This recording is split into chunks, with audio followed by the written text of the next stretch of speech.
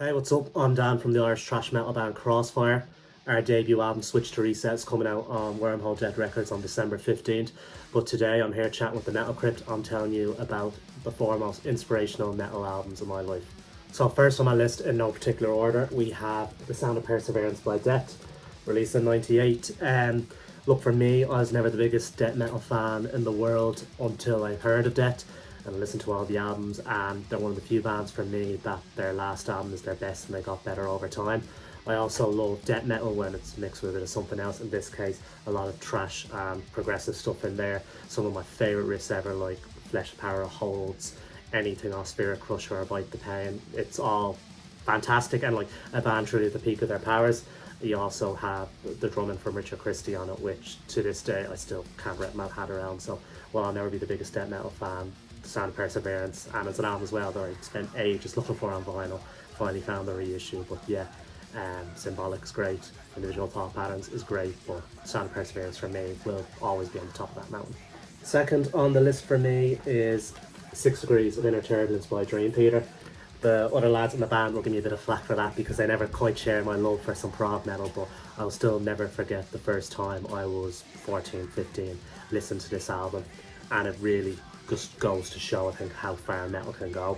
It obviously has some very proggy stuff in there, 42-minute song, all of that, but the reason I love this one in particular is because there's a lot of that kind of more extreme metal or thrash metal influence when you listen to songs like The Glass Prison, The Test That Stumped It All.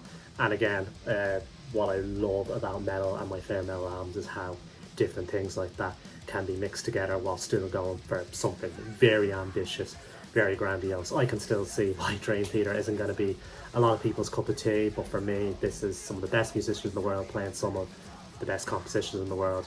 And unlike some Dream Theater albums, you know, this is proper heavy, proper trash and good time, while still having some very epic chorus and grandiose pop prog stuff. So third on the list, and it'll come to no surprise being in a trash band, but I've gone for some big four.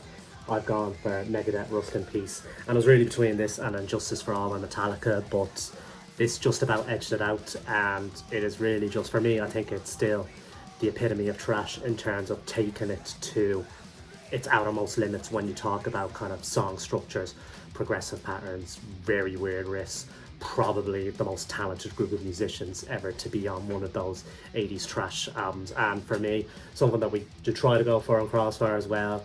Trash is more exciting when it gets a bit longer, gets a bit weirder, a bit stranger, and almost every song on this list does that to a T for me, and I can still spin it today after hearing it hundreds of times and it still has that same effect. So yeah, nothing much more to be said about Rust in Peace, but as we all know, it's fantastic. And finally on this list, it's probably the most obscure one on this list, but I've gone for Base on Evil by Tantara. Because it is probably the album that got me really into thrash metal drumming.